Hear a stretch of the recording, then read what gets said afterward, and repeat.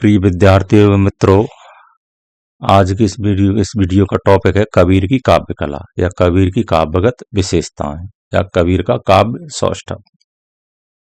तो आइए हम देखते हैं इस पर। इस प्रकार से प्रश्न बनता है। ये कबीर दास का हमारा एक दूसरा प्रश्न है। इससे पहले हमने कबीर की भक्ति भावना का प्रश्न भी हमने उसकी वीडियो बना करके डाली है। ये भी इम्पोर्टेंट प्रश्न है। कबीर की भक्ति भावना का भी इम्पोर्टेंट प्रश्न है, महत्वपूर्ण प्रश्न है। यह BA MA तथा कुछ प्रतियोगी परीक्षाओं में निबंधात्मक या समीक्षात्मक प्रश्न के तौर पर पूछा जाता रहा है, पूछा जाएगा। तो आइए हम देखते हैं। यह प्रश्न इस तरीके से आता है। कबीरदास के काव्य की विशेषताओं का निरूपण कीजिए, अथवा कबीर की काव्य कला को सोधारण समझाइए, अथवा कबीर की काव्यगत प्रवृत्तियों का विवेचन कीजिए। और भी कई तरीका से इस तरीके से ये पूछा जा सकता है। कई बार ये ऐसा विचार कबीर कबीर कबीर के रूप में कहाँ तक हैं, उनके काव्य की विशेषताएं बताइए। इस तरीके से भी ये पूछा जा सकता है, पूछा जाता है। तो आइए हम उत्तर देते हैं। उत्तर का हमारा जो पहली पंक्ति है वो सेम रहेगी हर प्रश्न की। जैसे कबीरदास हिंदी साहित्य की भक्तिकालीन निर्गुण संबंधी ज्ञान मार्गी धारा के प्रतिनिधि संत कवि हैं। उनकी समस्त रचनाओं को 2 संग्रहों में विभक्त किया गया है, बानी और बीजक। बानी के 3 भेद किए गए हैं, साखी, शबद और रमैनी। डॉक्टर श्याम सुंदर दास द्वारा संपादित कबीर ग्रंथावली उनके काव्य का संग्रह ग्रंथ है। कबीर ने स्वतः किसी ग्रंथ को लिपिबद्ध नहीं किया था, क्योंकि अक्षर ब्रह्म के ये परम साधक सामान्य अक्षर ज्ञान से रहित थे, अर्थात अपढ़ थे।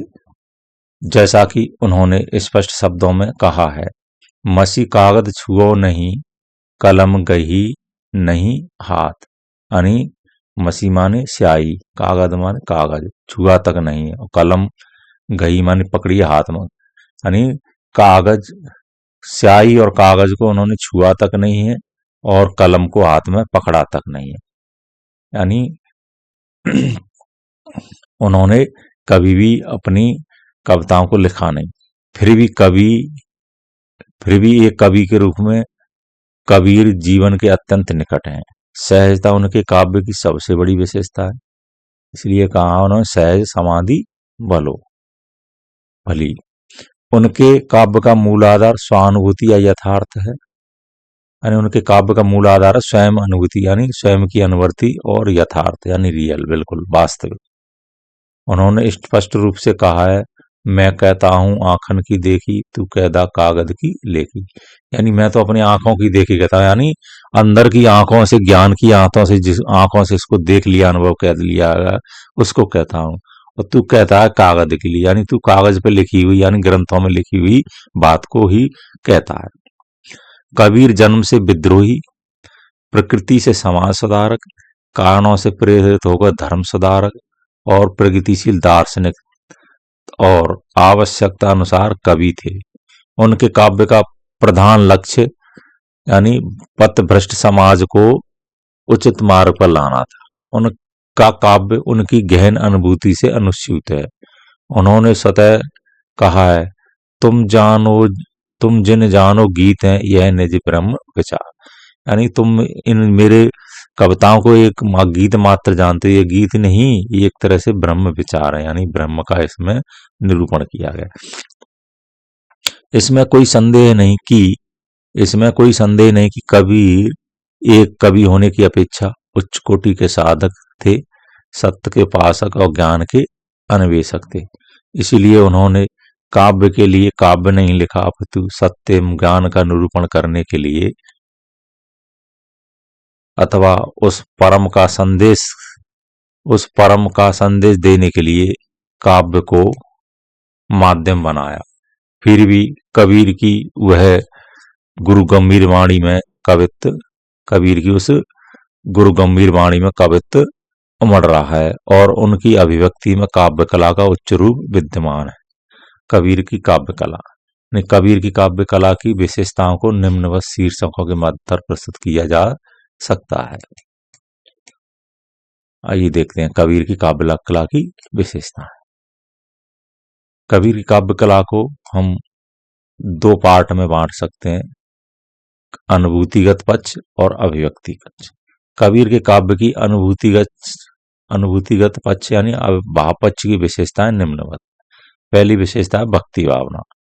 कबीर के काव्य में भक्ति भावना का अत्यधिक मात्रा में निरूपण हुआ है, जिसमें उन्होंने अपनी अमृतमयी वाणी द्वारा निरुपाधि निर्गुण ब्रह्म की सत्ता का निरूपण करते हुए एक सामान्य भक्ति मार्ग की स्थापना की है। यथा जैसे कोई भी हम एक दो उदाहरण दे सकते हैं। भक्ति भजन हरि नाम है, दूजा दुख अपार, मनसा वाचा क्रमणा कबीर स्मरण सार। अथवा जाति पाति पूछे नहीं कोई, हरि को भजे सो हरि का होई। दूसरे कबीर की काव्य कला की या कबीर की काव्य की विशेषता है दार्शनिक भावना। कबीर के काव्य में दार्शनिक भावना का भी प्रतिपादन हुआ है, जिसमें उन्होंने ब्रह्म, जीव, जगत, माया आदि से संबंधित दर्शन के गूढ़ सिद्धांतों और विचारों को अत्यंत सरलता और सुबोधता के साथ अंकित किया है। यथा जैसे जाके मुखमाता नहीं, नाही रूप कुरूप, पूप वास्ते पात्रा, ऐसा तत्व अनूप। तीसरी विशेषता है कबीर की तीसरी विशेषता रहस्य भावना। कबीर के काव्य में रहस्यवाद या रहस्य भावना की भी अभिव्यक्ति हुई है, जिसमें आस्तिकता, जिज्ञासा, माधुर्य भावना, अंतर्मुखी साधना, विरह मिलन, अद्वैतावस्था आदि का चित्रण बड़े ही मनयोग के साथ हुआ है। यथा जैसे लाली मेरे लाल की जित देखूं उत लाल, लाली देखन मैं गई मैं भी हो गई लाल। चौथी विशेषता सामाजिक मत।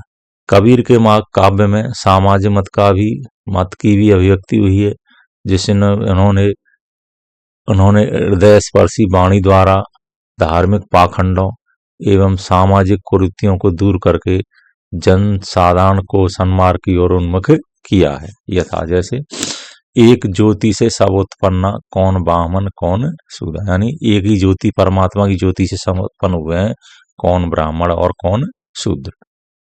पांचवी विशेषता समन्वय भावना। कबीर के काव्य में समन्वय भावना का भी निरूपण हुआ है। समन्वय का अर्थ है अनेकता में एकता का स्थापन, यानी अनेक बातें हैं जो प्रचलित है, उन्होंने एकता स्थापित की है। जिसमें कबीर के काव्य में समन्वय भावना का भी निरूपण हुआ है, जिसमें उन्होंने जीवन और जगत के सभी क्षेत्रों में एकता यानी समन्वय स्थापित करते हुए जनजीवन में व्याप्त वैमनस्य को दूर करने का प्रयास किया है। यथा हिंदू तुर्क की एक राह है सतगुरु ही ने बताए, यानी हिंदू और तुर्क मुस्लिम की एक ही राह है, उस यानी एक ही रास्ता है परमात्मा को प्राप्त करने का, इसलिए सदगुरु तुम इन्हें बताइए समझाइए, यार यह सदगुरु ने यह बताई है। दूसरा पार्ट है अभिव्यक्ति पक्ष।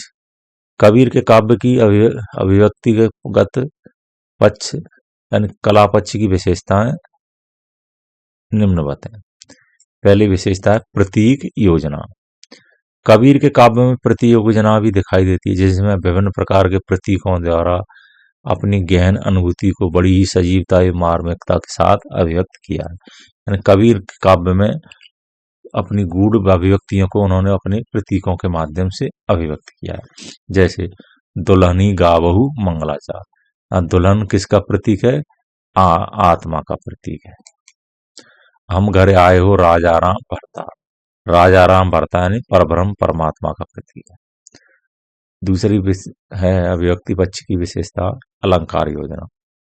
कबीर ने काव्य में अलंकार योजना का प्रयत्न पूर्वक नियोजन नहीं किया है, फिर भी जिसमें विविध प्रकार के अलंकारों का सहज प्रयोग अपनी अनुपम अलौकिक काव्यानुभूति को व्यक्त करने के लिए हुआ है। जैसे सांग रूपक अलंकार की एक पंक्ति है, संतो वाही आई ज्ञान की आंधी रे, इसमें इन्होंने सांग रूपक अलंकार का प्रयोग किया है। विविध काव्य रूप।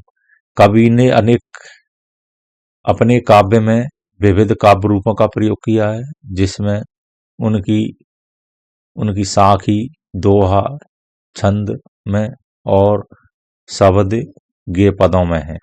उनकी साखियों में उनके प्रत्यक्ष प्रत्यक्ष या यथार्थ ज्ञान की अभिव्यक्ति हुई है, जैसा कि उन्होंने स्वयं कहा है, साखी आखी ज्ञान की, समझ देख मन माहे, बिन साखी संसार का झकरा छूटत नाए। चौथी विशेषता सदोक्कड़ी भाषा। कबीर के काव्य में सदोक्कड़ी भाषा का प्रयोग हुआ है, क्योंकि उनकी भाषा में अनेक बोलियों का सम्मिश्रण है, फिर भी उसमें उनको वाणी का डिक्टेटर बनाने की विलक्षण शक्ति विद्यमान है। स्वयं कबीर के अनुसार, संस्कृत है कूप जल, भाषा बहता नील। यानी कुएं का जल कैसा है? संस्कृत है, यानी उसी में सीमित है, परंतु भाषा कहता है बहते हुए पानी की तरह है। यानी 4 कोस पर वाणी बदले 8 कोस पर वाणी, एकावत के रूप में यहाँ चरितार्थ हुई। निष्कर्ष। इस प्रश्न का निष्कर्ष है, यानी निबंधात्मक या समीक्षात्मक प्रश्न है तो इसका निष्कर्ष देना अति आवश्यक है। निष्कर्ष बिना प्रश्न का उत्तर अधूरा रहता है। उपयुक्त विवेचन से स्पष्ट है कि कबीर के काव्य में अभिव्यक्ति पक्ष भले ही शिथिल हो, लेकिन उनका अनुभूति पक्ष कहीं अधिक उन्नत एवं उत्कृष्ट है। इसमें भावुकता एवं स्पष्टवाद्यता पर्याप्त मात्रा में विद्यमान है। निस्संदेह कबीर एक प्रतिभा संपन्न कवि थे, अनुभवी शब्द चितेरे थे और हिंदी की दिव्य और अलौकिक सत्ता के गायक थे। तो उम्मीद है आपके लिए यह प्रश्न भी महत्वपूर्ण होगा। इस प्रश्न से पहले हमने कबीर की भक्ति भावना टॉपिक पर भी वीडियो बनाई थी, वो भी इम्पोर्टेंट प्रश्न है, ये भी इम्पोर्टेंट प्रश्न है। ये हमारी बीए की प्रथम सेमेस्टर की परीक्षा के लिए भी उपयोगी है और एमए के लिए भी और अन्य प्रतियोगी कुछ परीक्षाओं में जहां निबंधात्मक या डिस्क्रिप्टिव प्रश्न पूछे जाते हैं उनके लिए भी यह उपयोगी है। धन्यवाद।